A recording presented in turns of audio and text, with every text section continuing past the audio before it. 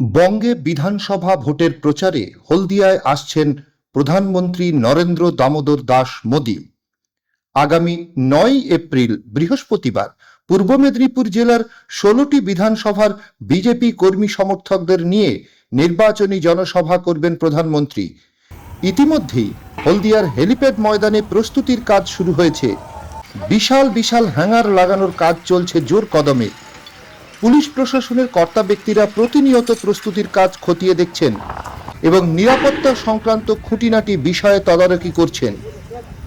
প্রসঙ্গত উল্লেখ্য, 2021 সালের বিধানসভা নির্বাচনে এই মাঠেই নির্বাচনী সভা করেছেন প্রধানমন্ত্রী।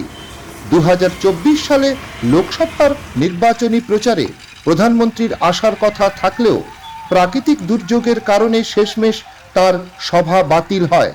প্রধানমন্ত্রীর 9 তারিখের সভাকে ঘিরে ইতিমধ্যেই বিজেপি কর্মী সমর্থকরা মুখিয়ে আছেন প্রধানমন্ত্রী এই সভায় কি বার্তা দেন তা শোনার জন্য।